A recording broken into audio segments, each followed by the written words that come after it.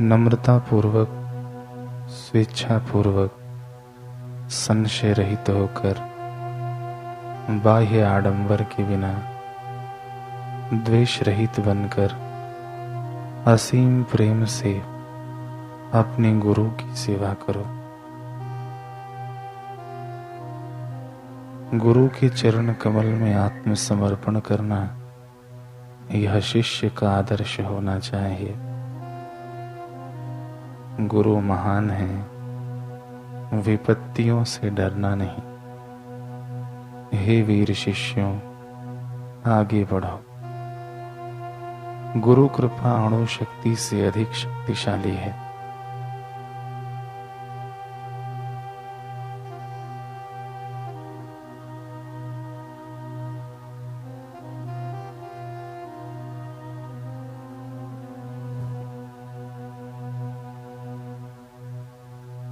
कल हमने सुना कि स्वामी राम ने अपने जीवनी में लिखा कि उन्हें सर्पों से बहुत अधिक भय लगता था। वे अपने इस विपत्ति को गुरुदेव के समक्ष नहीं रख पाते थे। फिर एक दिन कुछ अनुभवों के बाद वे गुरुदेव के पास पहुंचे। आगे लिखते हैं कि मैं गुरुदेव के पास गया और सिर झुकाकर खड़ा हो गया। गुरुदेव ने कहा, मुझे पता है कि तुम क्या चाहते हो। तुम सांपों से डरे हो ना? मैंने कहा, हाँ। और गुरुदेव, यदि आप जानते थे तो मुझे इस समस्या से मुक्त क्यों नहीं कर दिया? गुरुदेव ने कहा, मैं ऐसा क्यों करता? तुम्हें बताना चाहिए था। तुम मुझसे इस बात को छिपाते रहे हो इतने दिनों से। मैंने गुरुदेव से कोई भी चीज नहीं छिपाई, लेकिन फिर भी भय की इस स्थिति को मैंने कभी भी अपने गुरुदेव से नहीं बताया। इसके बाद एक दिन मुझे जंगल में गुरुदेव ले जाकर वहां पर मुझसे कहा कि कल प्रातः काल से हम लोग मौन व्रत करेंगे। कल 3:30 बजे रात्रि के मुहूर्त में मुझे भगवान शिव की पूजा करनी है। उसके लिए तुम मेरे लिए पुष्प एवं बेलपत्र को चुनकर लाओगे। गुरुदेव की पूजा के लिए बेलपत्रों का चयन तो मैंने शाम को ही कर लिया और एक डलिया में रख दिया। प्रातः काल अंधेरे में ही मैं उस डलिया को लेने के लिए गया। जैसे ही मैंने उसे उठाया, वह डलिया मुझे भारी लगी। मुझे तुरंत आभास हो गया कि उसमें जरूर एक सांप बैठा है।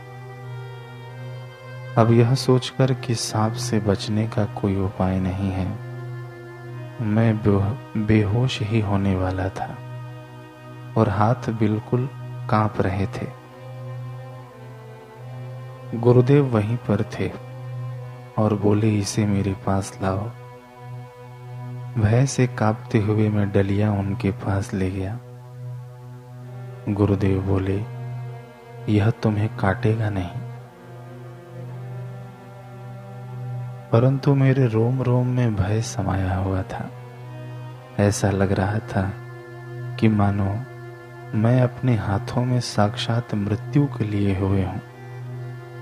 मैं गुरुदेव में विश्वास करता था, फिर भी मेरे विश्वास की तुलना में भय अधिक शक्तिशाली हो चुका था। गुरुदेव ने कहा, तुम सांप से प्यार तो नहीं करते? प्यार? मैं चिल्लाया। भय की इस स्थिति में आप किसी से स्नेह या प्यार कैसे कर सकते हैं? यदि आप किसी से भयभीत हैं तो उससे कदापि प्रेम नहीं कर सकते हैं। गुरुदेव ने कहा, देखो यह कितना सुंदर जीव है। यह हर जगह विचरण करता है, फिर भी हमेशा स्वच्छ बना रहता है। मनुष्य कितनी जल्दी गंदा हो जाता है। तुम अपने को ही देखो, तुम्हें नित्य प्रति स्नान करना पड़ता है। एक दिन स्नान न करो तो कितने गंदे दिखाई पड़ने लगते हो। सांप संसार का स्वच्छतम जीव है। मैंने कहा स्वच्छ तो है, किंतु भयानक भी तो है। गुरुदेव ने कहा कि सांप की अपेक्षा मनुष्य अधिक गंदा एवं भयंकर है। वह दूसरों की हिंसा कर सकता है, प्रतिदिन क्रोध, लोभ, मोह आदि दूषित भावनाओं के द्वारा अपने मित्रों और संबंधियों को विषाक्त किया करता है। सर्प कभी भी ऐसा नहीं करता। सर्प केवल आत्मरक्षा के लिए दूसरों को काटता है। गुरुदेव अपनी प्रवाह में बोलते ही रहे, क्या तुम जब सोते हो तो उस समय तुम्हारी उंगलियां तुम्हारी आंखों में चुभती हैं? क्या दांत तुम्हारी जिह्वा को काटती है? प्रत्येक अंग को पता है कि वह एक ही शरीर के अंग है। जिस दिन तुम्हें यह ज्ञात हो जाएगा कि संसार में सभी प्राणी तुम्हारे अपने ही आत्मा के अंग हैं, तब तुमको किसी से भी किसी प्रकार का भय नहीं रह जाएगा। गुरुदेव ने उस सांप को अपने हाथों से पकड़कर मेरे हाथों में रख दिया। पहले तो मैं बिल्कुल थरथरा गया, लेकिन फिर मेरा भय धीरे धीरे कम होता गया। मैं सोचने लगा कि यदि मैं सर्प को न मारूं तो सर्प मुझे क्यों काटेगा। बिना किसी कारण के सर्प किसी को नहीं काटता। गुरुदेव की बात मेरे समझ में आ गई। मैं सोचने ही नहीं बल्कि अनुभव भी करने लगा कि मैं विश्वात्मा से अलग नहीं हूं। मेरा मन संतुलित हो गया। उस घटना के पश्चात मेरा मन सदा सदा के लिए सांपों के भय से मुक्त हो गया। ऐसे ब्रह्मनिष्ठ सद्गुरुओं के श्री चरणों में कोटि कोटि प्रणाम है, जो अज्ञानावृत जीव को ब्रह्म स्वरूप का ज्ञान प्रदान करते हैं। अभी तो ज्ञान ही प्रदान नहीं करते, कृपा करके उसमें वे शिष्य को प्रतिष्ठित भी कर देते हैं, जिससे शिष्य सदा के लिए भय मुक्त होकर निर्भय पद में विराजता है।